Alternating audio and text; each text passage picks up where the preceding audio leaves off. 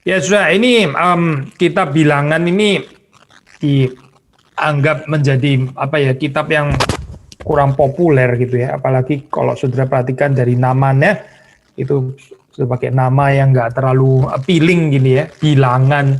Seolah-olah ini seluruh kitab isinya cuma sensus, isinya cuma pendaftaran angka-angka dan sebagainya.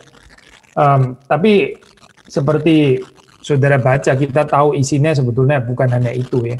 Nah, kalau kita melihat aliran teologi yang mendominasi ini ya, tradisi yang mendominasi di dalam kitab Bilangan ini adalah yang seringkali disebut dengan istilah priestly itu ya, priestly tradition. Nah, ini seperti kita sudah pernah bahas juga, harus apa ya, mengganggu saudara yang percaya ini authorship dari Musa dan sebagainya. Karena kita tahu di dalam pembentukan kanonisasi Perjanjian Lama itu kan bisa ada proses ya. Bisa saja ada tradisi yang berasal dari Musa, lalu terus kemudian disempurnakan atau ditambahkan lagi, dikontekstualisasi lagi. Misalnya pada zaman exile.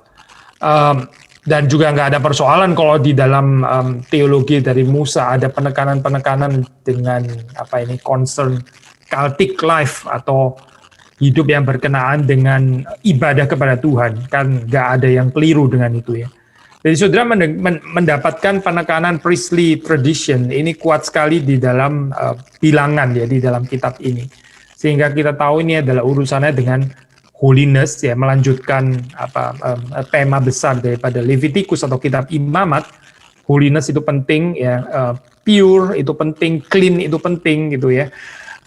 Berkaitan dengan umat Israel di sini yang dimengerti sebagai juga komunitas yang disucikan ya, komunitas priestly yang disucikan.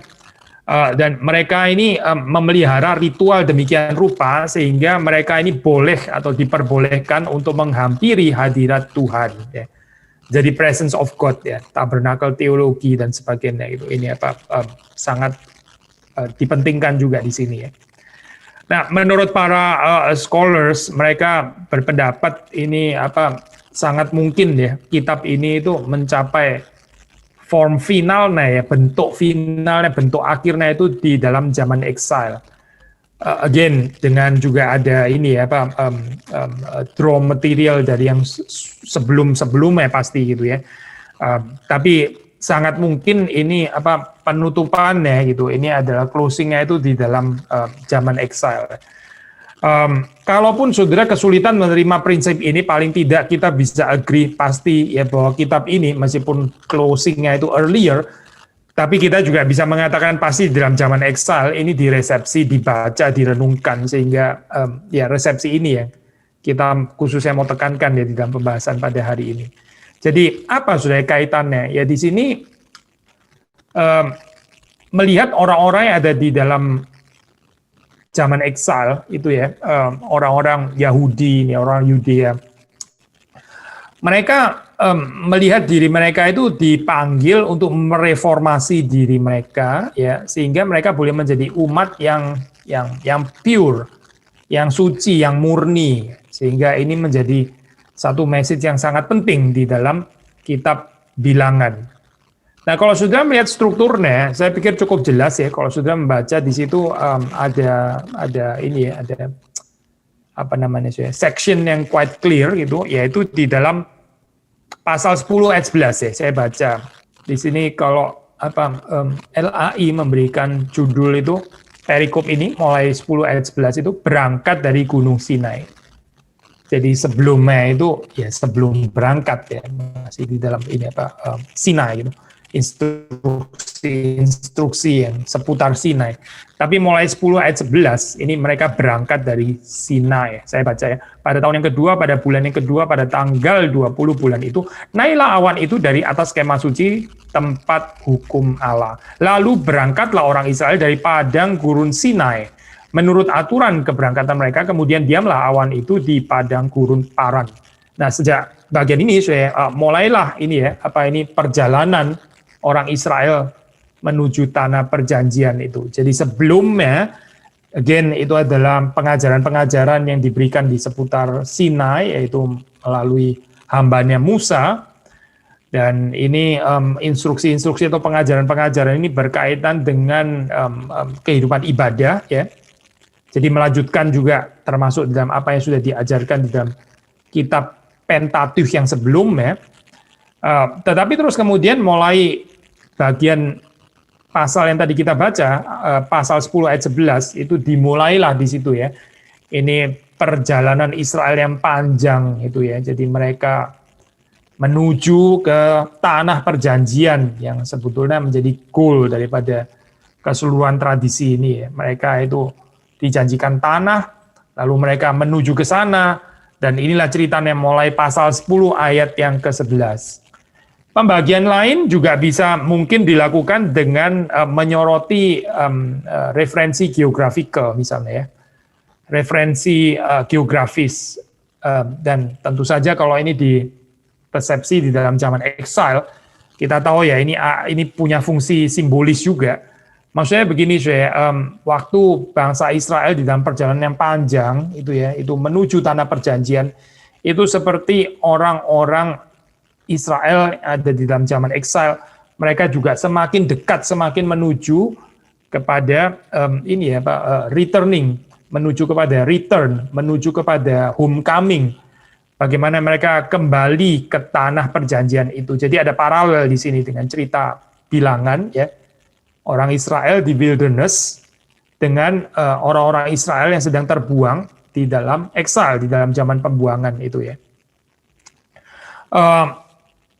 Tempat yang pertama, di dalam bagian pertama, di dalam pengelompokan atau di dalam pembagian geografis ini ya sama ya, ini kan Sinai gitu ya.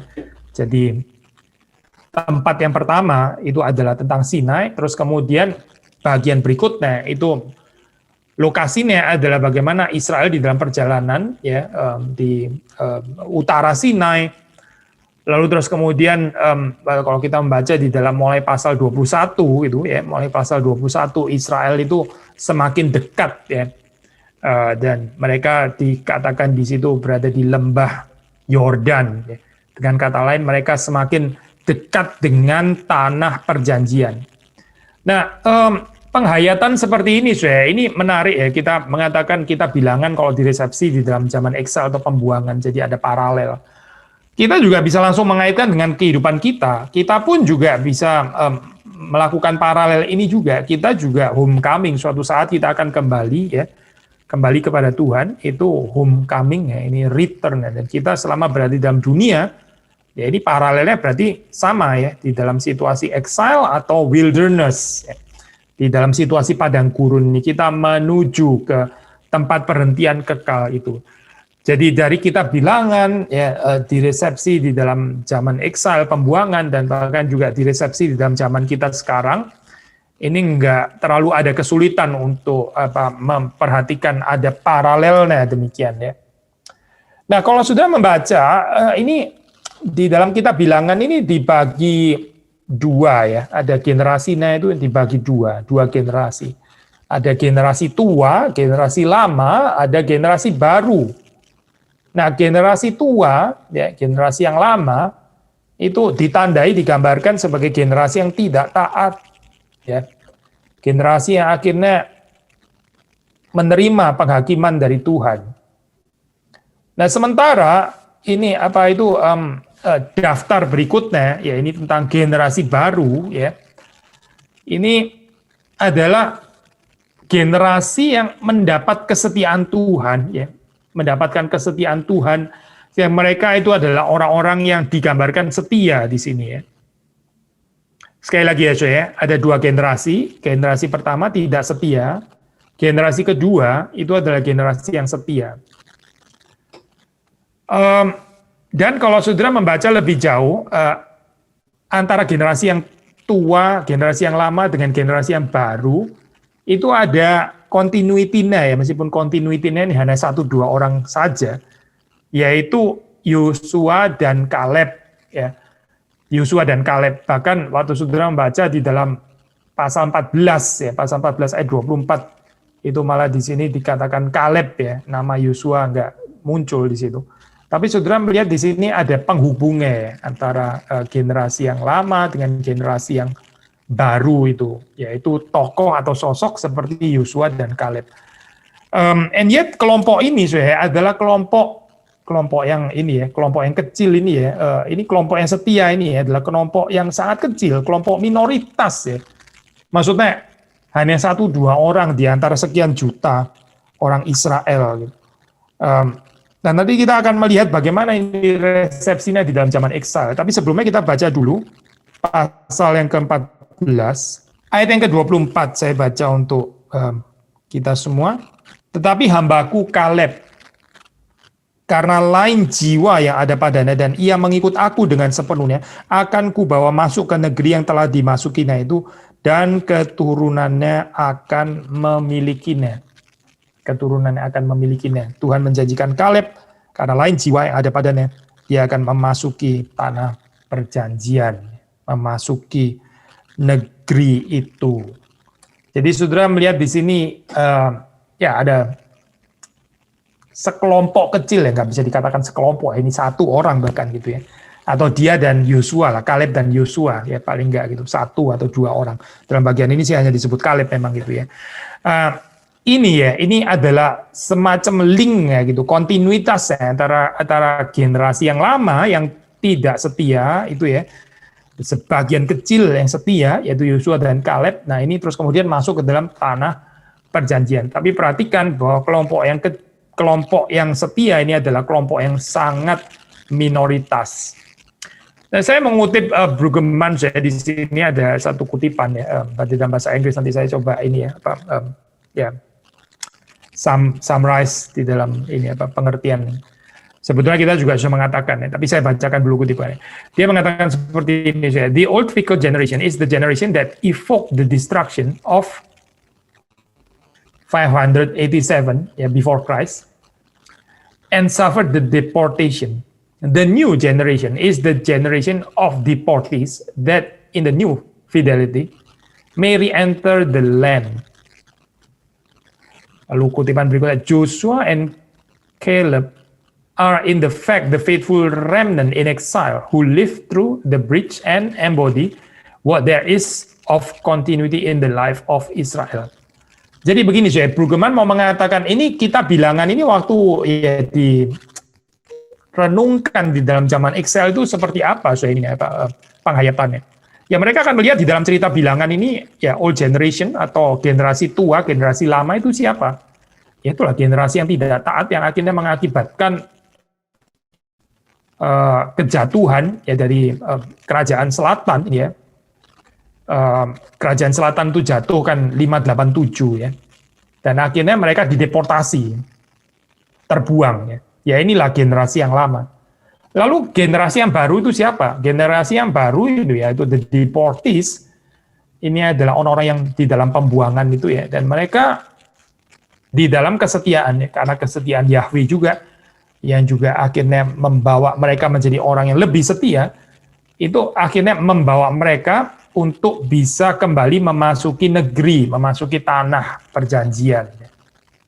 Dan di antaranya, again kontinuitasnya ini ya, faithful remnant in exile itu adalah Yosua dan Kaleb, ya menggambarkan orang-orang pilihan yang tersisa, ya, yang setia di dalam masa pembuangan, yaitulah Yosua dan Kaleb.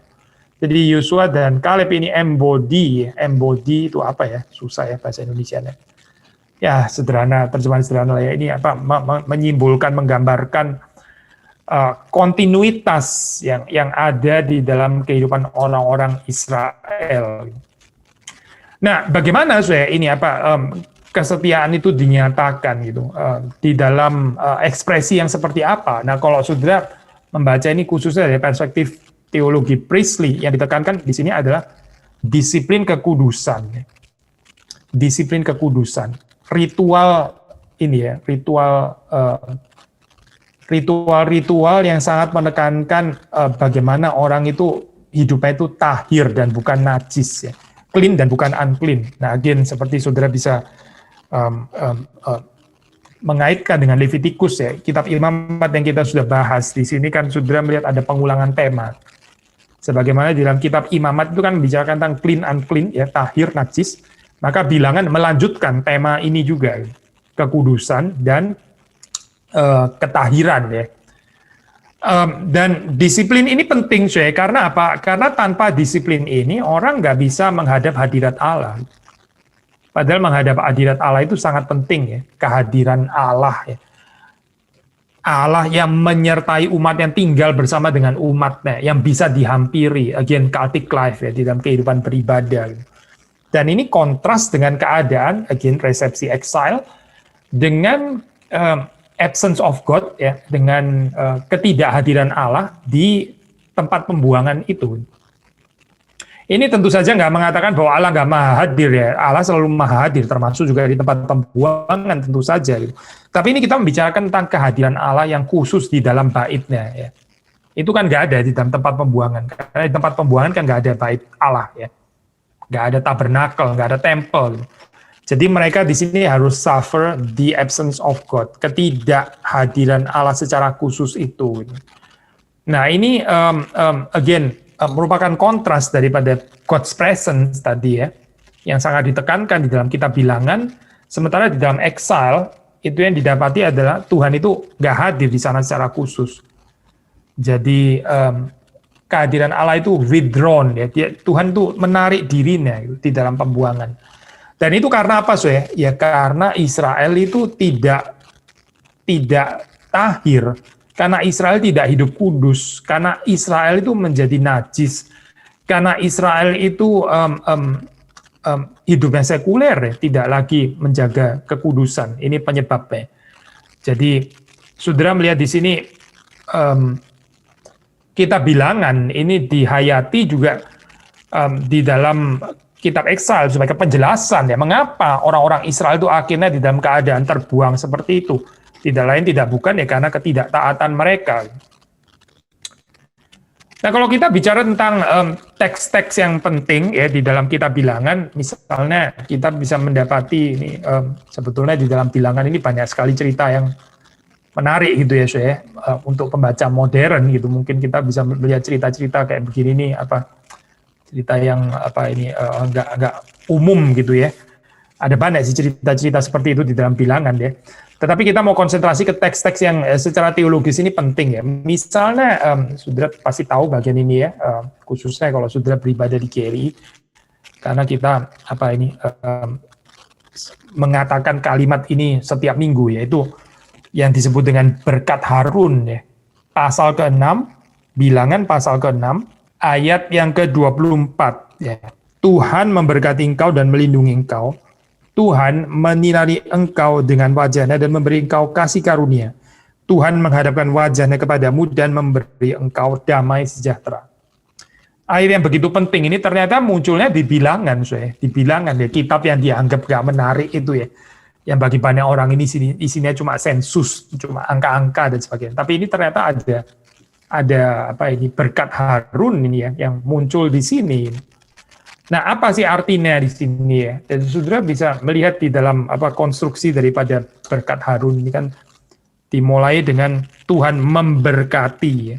Tuhan memberkati, ada blessing di situ ya. Ada berkat yang dari Tuhan. Lalu kalau saudara membaca di bagian akhirnya itu diakhiri dengan damai sejahtera atau shalom. Ya, diawali dengan berkat dan diakhiri dengan shalom atau peace atau damai sejahtera ya. In between di antaranya itu apa? Di antaranya itu tidak lain tidak bukan adalah kehadiran Tuhan yang bisa dinikmati, yang bisa dialami ya secara kultis, secara apa ini ya, kehidupan ibadah Israel. Itulah di antaranya gitu.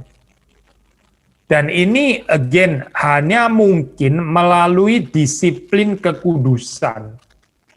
Ya, Israel mesti menguduskan dirinya. Israel nggak boleh hidup tidak kudus, nggak boleh hidup najis, mesti menjaga kekudusan ya. Ketahiran itu penting itu. Dan saudara melihat berkat ini diucapkan ya, mau menyatakan bahwa ya dari berkat ya, sampai kepada shalom dan diantaranya inilah saya melalui kehidupan Israel yang beribadah kepada Tuhan yang maha hadir itu. Gitu.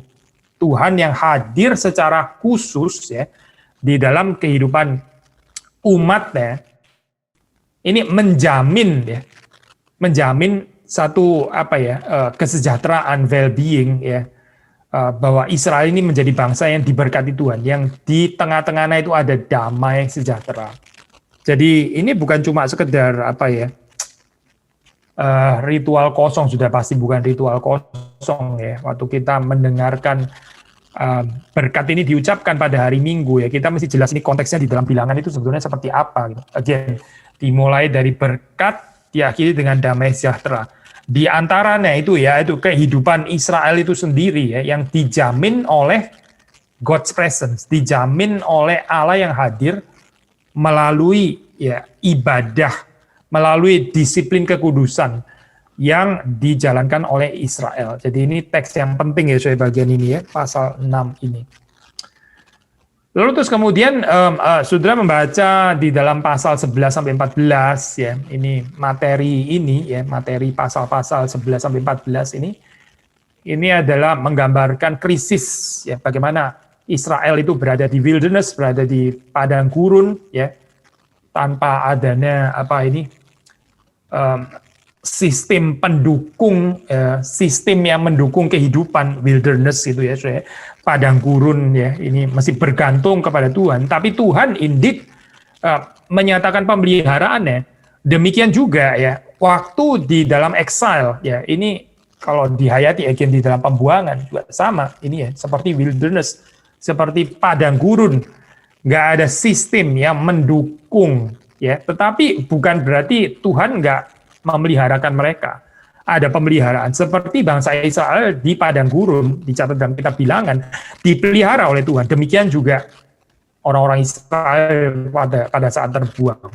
Demikian juga kehidupan saudara dan saya sekarang ya, ini exile kita, wilderness kita, padang gurunnya kita sekarang. Ya ini pun juga di dalam pemeliharaan Tuhan.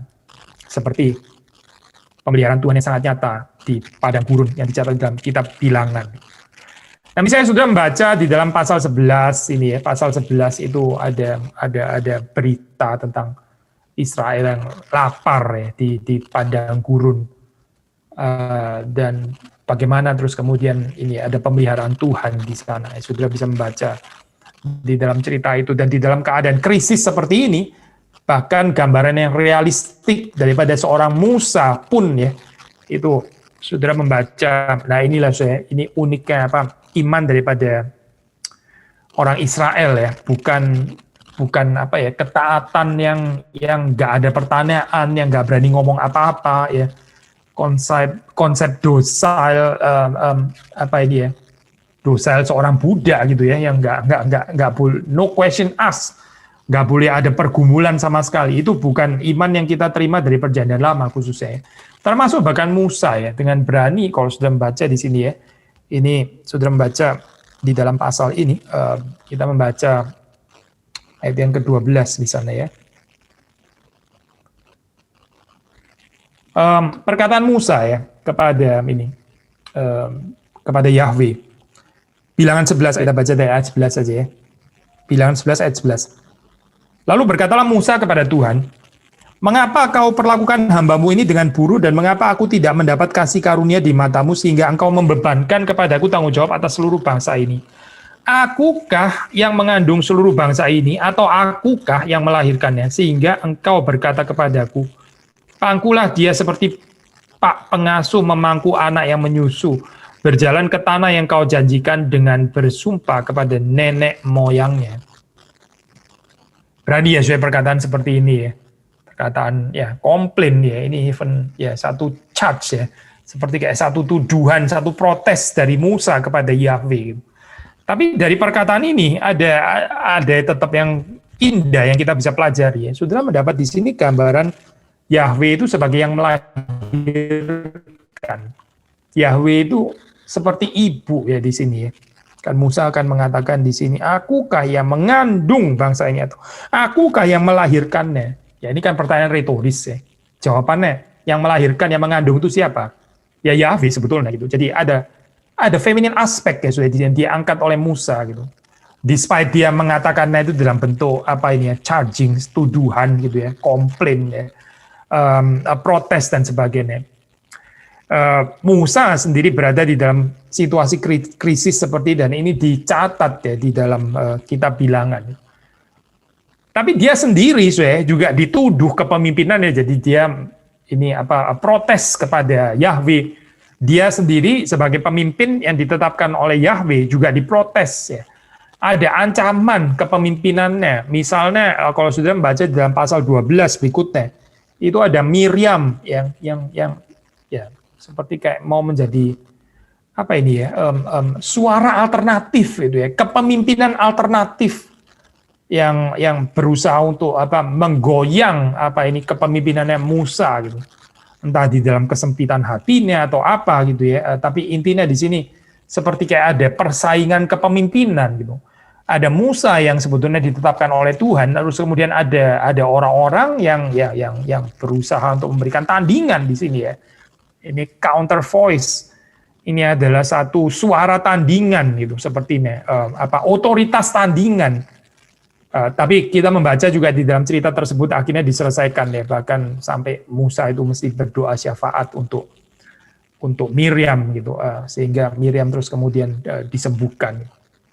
Nah, ini merupakan pergumulan juga yang dicatat di dalam kitab Bilangan ya tentang teologi kepemimpinan, maksudnya keluasan hati Musa dan seterusnya. Meskipun dia sendiri bukan tanpa protes di hadapan Tuhan. Nah, protesnya Musa ini ya. Musa waktu disputasi dengan Yahweh di situ ya.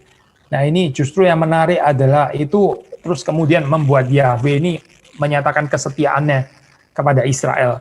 Nah, kita percaya apalagi dari perspektif teologi reform tentu saja ini sudah dilihat Tuhan semua di dalam kekekalan ya. Nggak keluar daripada rencana Tuhan, nggak keluar daripada kedaulatan Tuhan. Tetapi yang menarik adalah semuanya ini terjadi bukan tanpa disputasi ya, protesnya Musa kepada Tuhan itu gitu.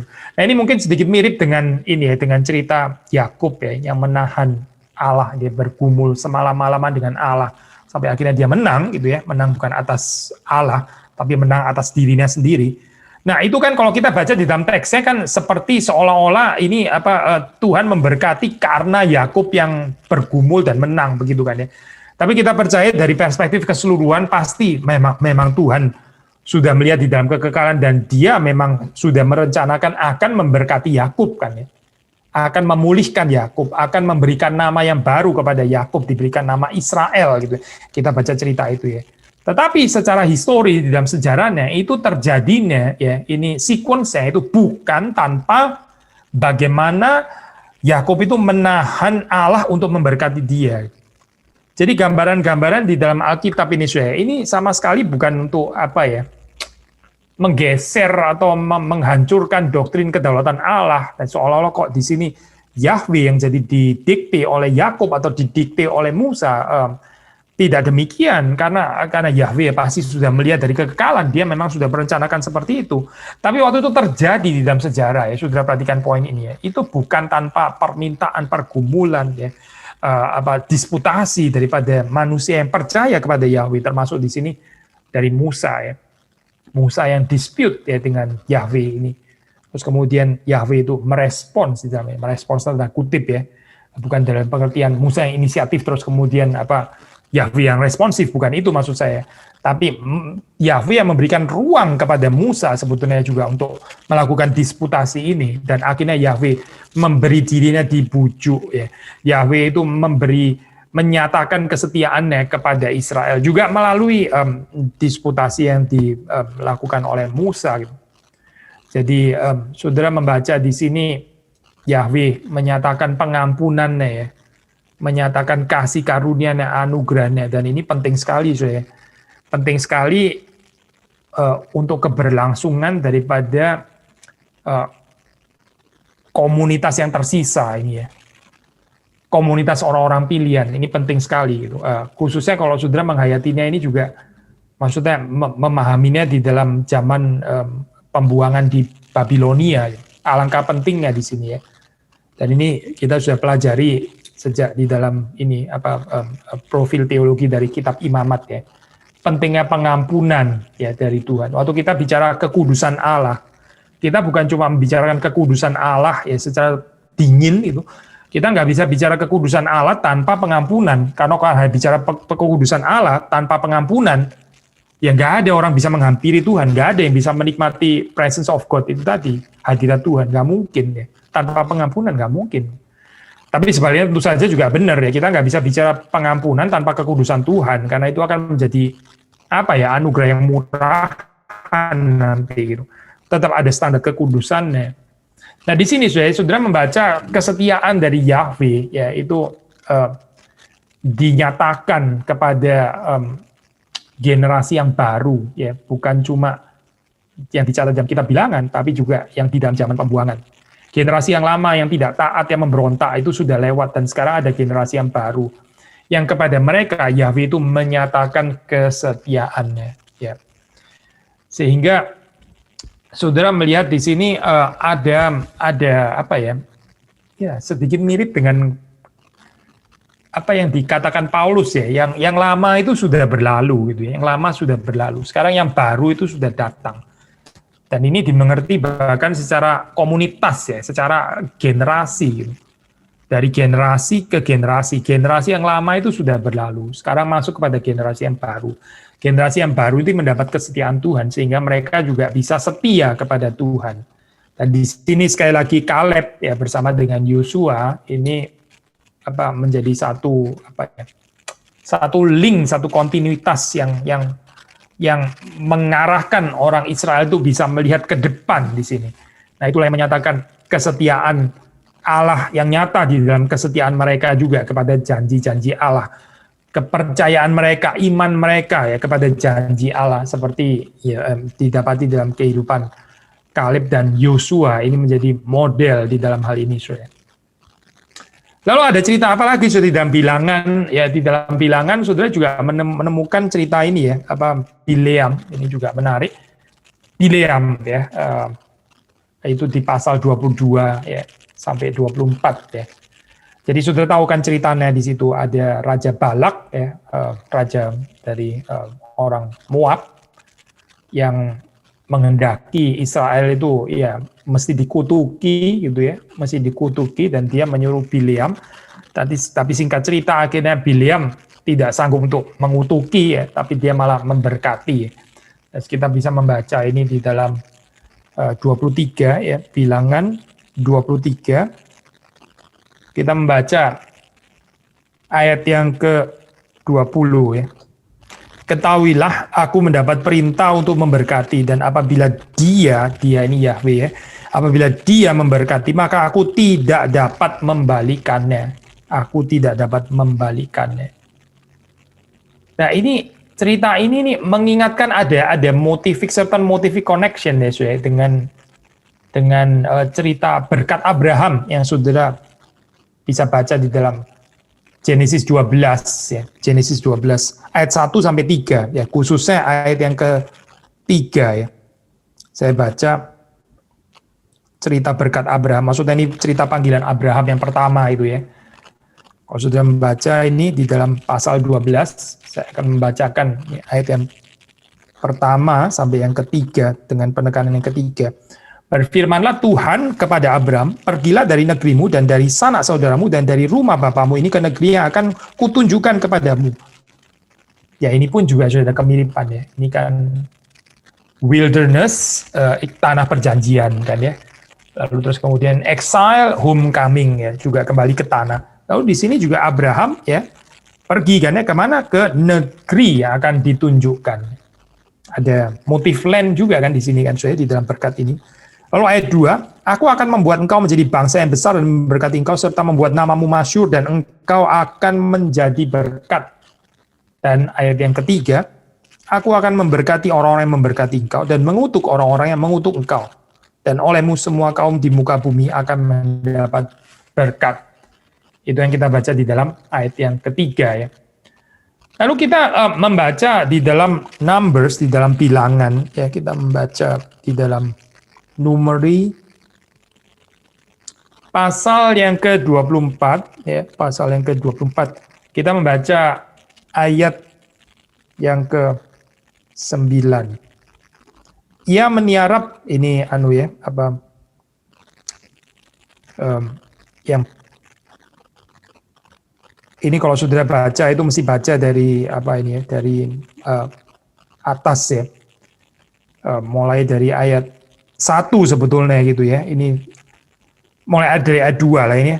Ayat 2 saya baca ayat 2. Ketika Bileam memandang ke depan dan melihat orang Israel berkemah menurut suku mereka, maka roh Allah menghinggapi dia.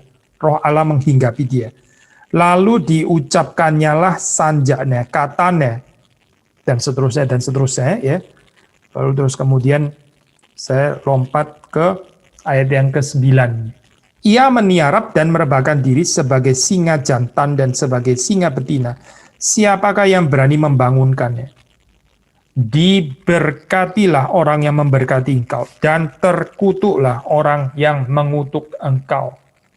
Ya, saudara melihat di sini kan dekat sekali ya dengan Kejadian 12 ayat 3. Ini Abraham blessing sebetulnya gitu.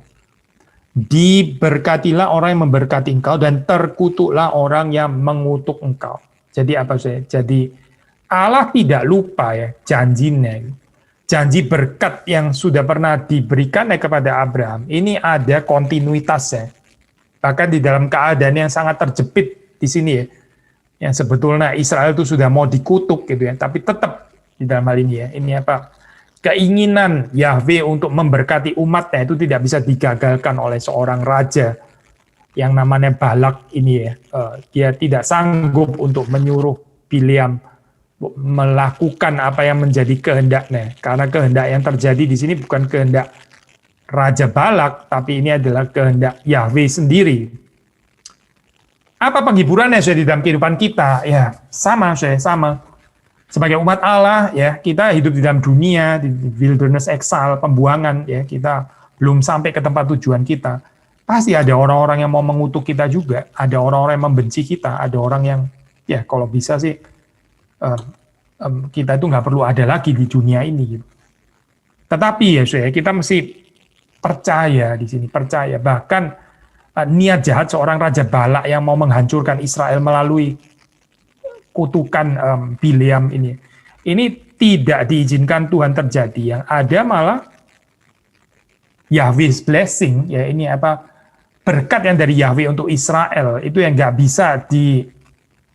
bisa dihindarkan gitu. Ya ironisnya justru pakai Bileam gitu yang sebetulnya sedang diperintahkan oleh Raja Balak untuk mengutuki Israel, tapi justru melalui Bileam itu ya, kedaulatan Tuhan memberkati Israel itu dinyatakan. Nah ini menjadi satu penghiburan khusus saya bagi saudara kalau merenungkan bagian ini, orang-orang di zaman eksil meskipun mereka dalam keadaan yang terbuang, tapi mereka punya iman kepercayaan ketika mereka membaca ini ya renungan-renungan dari kitab bilangan ya, tradisi kitab bilangan ya, priestly tradition ini, mereka akan menyadari bahwa keadaan eksil pun ini ya tidak bisa menggagalkan rencana Allah untuk memberkati umatnya. Tuhan yang selalu memberkati umatnya, dan bahwa ini adalah sesuatu yang sangat cukup. Sehingga kita melihat ya priestly tradition ini sebetulnya apa ya, menutup dengan cerita pengharapan ya. Menutup dengan cerita pengharapan dengan satu kepastian, jaminan ya, keyakinan yang again sangat menghibur orang-orang yang ada di dalam pembuangan itu. Mereka yang terbuang di sini ya, mereka juga bisa mendapatkan harapan ya, dorongan ya, ini mereka bisa mendapatkan kabar sukacita bahwa mereka juga bisa kembali ke negeri, bisa kembali ke tanah perjanjian. Meskipun ya waktu di eksil ya mereka belum ada di sana, tapi mereka sudah melihat dengan pengharapan bahwa mereka akan kembali ke tanah. Dan ini penting sekali ini apa, teologi pengharapan di dalam kitab bilangan ini ya, itu penting sekali. Nah kalau saudara membaca, memang ini apa di dalam perjanjian lama itu saudara bisa misalnya di dalam kitab Yesaya ya, kitab Nabi Yesaya itu pasal 40 onwards ya, 40 dan seterusnya sampai 55. Di situ Yesaya itu mengartikulasikan ya, bagaimana Israel itu akhirnya bisa kembali lagi ke tanah ya, perjanjian yang daripadanya mereka tercabut dan terbuang. kembali ke tanah, ya, kembali ke negeri yang dijanjikan Tuhan. Nah, ini sekali lagi saya, kalau dari perspektif teologi Priestley, ya, itu bukan tanpa pentingnya kemurnian, ya, bukan tanpa pentingnya ketahiran, dan bukan tanpa pentingnya kekudusan. Ya, di sini sekali lagi ini maka melanjutkan theological profile dari kitab Imamat, ya. Maka sudah membaca, misalnya ada ayat-ayat ini ya, numeri bilangan 35, saya 35. Saya membaca misalnya ayat 33 dan 34 deh, kita membaca bagian ini. Saudara perhatikan di sini kaitan ya, tuntutan ini ya, apa itu tahir, murni, suci ya, saudara bisa membaca dalam bagian ini. Saya baca. Jadi janganlah kamu mencemarkan, ya, jangan kamu mencemarkan negeri tempat tinggalmu. Jelas ya, saudara, sangat berkaitan dengan profilnya Levitikus ya, kan sudah kita baca ya. Tapi di sini kecemaran ini apa dikaitkan dengan apa ya, atau kecemaran di sini sebagai penghalang orang itu bisa tinggal di negeri. Saya lanjutkan pembacaan terlebih dahulu ya. Jangan kamu mencemarkan negeri tempat tinggalmu, sebab darah itulah yang mencemarkan negeri itu. Maka bagi negeri itu tidak dapat diadakan pendamaian oleh karena darah yang tertumpah di sana, kecuali dengan darah orang yang telah menumpahkannya. Maka janganlah najiskan negeri tempat kedudukanmu yang di tengah-tengahnya aku diam. Sebab aku, Tuhan, diam di tengah-tengah orang Israel. Saudara melihat di dalam ayat ini ya, ada kaitan tidak terpisahkan antara negeri yang dijanjikan Tuhan, ya, hadirat Allah yang kudus dan maha kudus itu ya, dan bagaimana Israel itu mesti tinggal dalam negeri ini dengan apa, tidak cemar ya, dengan bersih, dengan tahir, ya, jangan menajiskan. Kenapa? Ya karena Yahweh itu tinggal di sini, dia diam di negeri ini ya, jadi jangan dinajiskan negeri ini. Nah, saudara melihat di sini ini apa? Ya inilah saya lawan kata sekularisasi yang sesungguhnya kalau kita boleh merenungkan gitu. Apa sih ya dasarnya kita hidup kudus itu ya? Hidup kudus itu apa sih? Terutama bukan di dalam pengertian moral, terutama meskipun ada dimensi moral tentu saja ya. Tapi yang terutama itu adalah karena kita sadar bahwa Yahweh, ya, Tuhan, ya Allah yang kita sembah itu hadir di tengah-tengah kita. Maka tempat ya di mana Allah itu berada, jangan kita menajiskannya. Termasuk bahkan diri kita sendiri. Termasuk tubuh kita sendiri, gereja Tuhan, ya, jangan dinajiskan. Mengapa? Karena itu adalah tempat kediaman Allah, di mana Allah itu berada. Jadi ini kalau kita mengerti konsep seperti ini, kita mengerti kekudusan itu di dalam pengertian bukan seperti yang diajarkan agama-agama gitu ya, tapi ini selalu dikaitkan dengan hadirnya Allah yang maha kudus itu. Jadi khususnya perspektif Priestley ya sangat menekankan apa ini ancaman daripada kecemaran ya, daripada apa ini kenajisan itu akan merusak di sini hubungan Israel dengan Allah, atau bagaimana Israel itu menikmati kehadiran Allah ini jadi terganggu gitu. Jadi panggilannya apa? Panggilannya di sini ya. Panggilannya itu bagaimana bangsa yang kudus ini yang sudah dipilih oleh Allah, mereka itu bisa hidup ya, menjaga kehidupan di dalam segala kekudusan, dan bagaimana mereka itu membuang kecemaran, kenajisan, ya, ketidakmurnian, dan seterusnya. Dan ini menjadi satu apa ya tema besar daripada teologi Priestley yang hadir bukan hanya di dalam kitab Bilangan, tapi seperti saudara dapati juga sudah ada di dalam kitab Imamat dan juga bahkan di kitab Keluaran ya. Jadi Keluaran, Imamat, Bilangan ini ya di aliran teologi Priestley ini sangat menekankan ya pentingnya kekudusan, ketahiran ya, dan bukan kecemaran atau kenajisan. So tuntutan atau undangan ya, ajakan untuk hidup kudus ini di sini dikaitkan dikaitkan dengan jaminan mereka bisa memasuki kembali tanah. Ya, sekali lagi ya. Kalau saudara mengaitkannya dengan exile, ya ini jelas sekali ya message-nya seperti apa. Ya, bangsa yang terbuang ini mesti belajar hidup kudus ya. Dengan belajar hidup kudus menjauhi kecemaran ya, kenajisan, maka mereka itu bisa kembali ke tanah perjanjian ya. Kalau bagi kita orang percaya ya, ini di dalam Alkitab ada ayat mengatakan tidak ada orang yang melihat Tuhan ya tanpa kekudusan. Tanpa kekudusan nggak ada seorang itu yang akan bisa melihat Tuhan. Sama sebetulnya poinnya gitu. Kita itu menghampiri Allah ya bukan tanpa kekudusan ya. Kekudusan pertama adalah kekudusan di dalam kebenaran Kristus yang sudah diberikan kepada kita, tapi kemudian kita sendiri juga bertumbuh di dalam kehidupan kita terus-menerus dikuduskan ya. Dan ada kaitan tidak terpisahkan di sini antara menghampiri Allah ya, hidup di tanah perjanjian, tanah perhentian itu dengan tuntutan kekudusan. Ya, ini adalah satu tema yang sudah muncul di dalam perjanjian lama dan juga nggak pernah di cancel di dalam perjanjian baru. Tadi kita menyebut tentang kitab Yesaya ya, secara tradisi itu mempunyai profil yang ya sangat berbeda itu di dalam ini ya message saya gitu.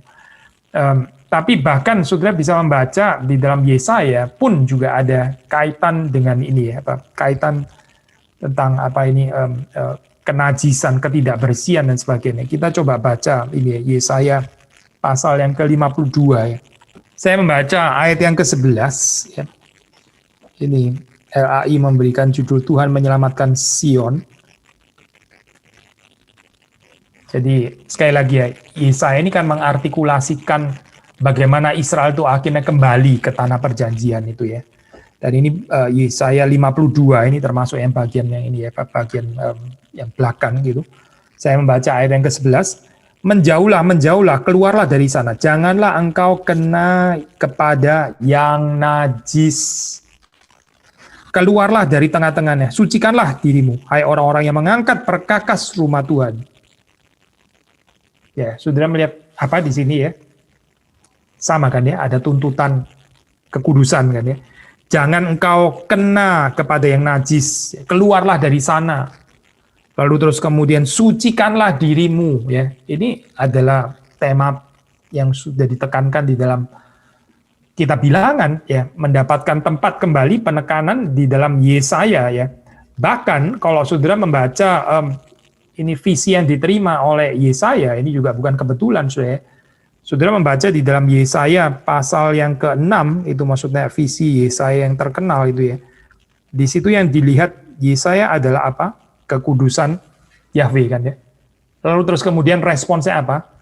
Responsnya itu kan, saudara membaca di dalam ayat yang ke-5, celakalah aku binasa, sebab aku ini seorang yang najis bibir, dan aku tinggal di tengah-tengah bangsa yang najis bibir.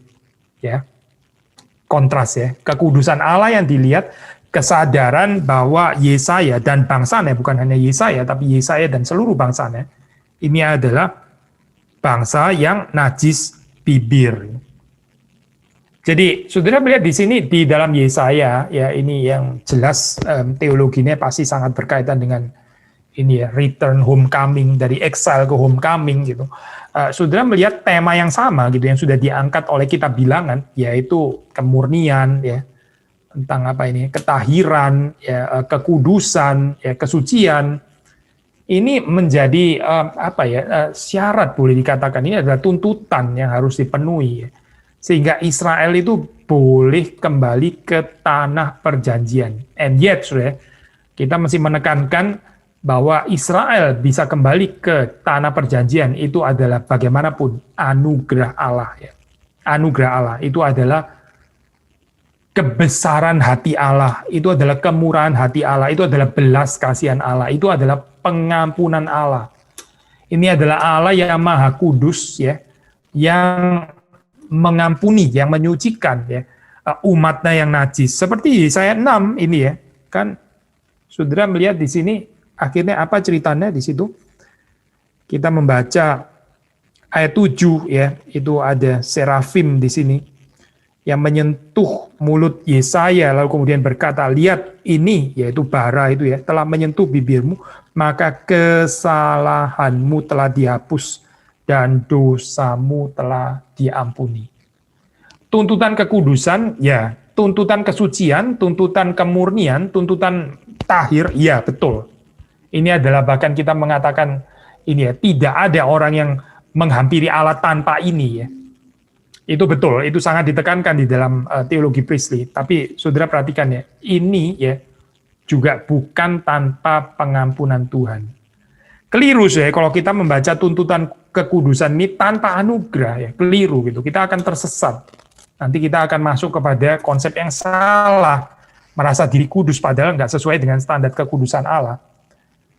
Kekudusan Allah ya itu adalah syarat kita melihat Allah ya, tidak ada orang yang melihat Allah tanpa kekudusan. Tanpa kekudusan tidak ada orang bisa melihat Allah. Itu kan ayat Alkitab mengatakan seperti itu ya.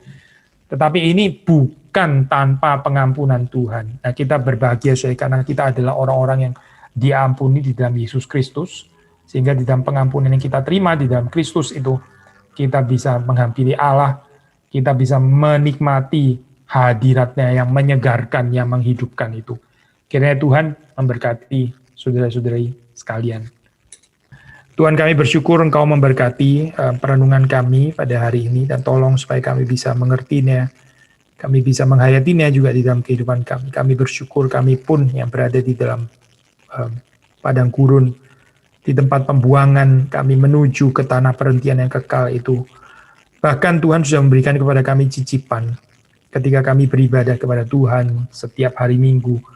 Kami mendapatkan kelegaan, kami mendapatkan peristirahatan di sana. Kami mencicipi tempat perhentian kelak yang Tuhan akan sediakan sepenuhnya ketika kami kembali kepada Tuhan. Dan di dalam perjalanan kami ini, seperti Israel yang berjalan dalam padang gurun, Tuhan tolong kami untuk hidup menjaga kekudusan. Kami bisa hidup tahir, dan kami menjauhi segala sesuatu yang cemar. Dan Tuhan juga ketika kami gagal, ketika kami jatuh, kiranya Tuhan mengampuni kami dengan panjang sabar-Mu, dengan kesabaran-Mu, dengan cinta kasih-Mu. Terima kasih Tuhan untuk apa yang sudah kami renungkan bersama-sama. Tuhan terus pertumbuhkan kami. Demi Yesus Kristus kami bersyukur. Amin.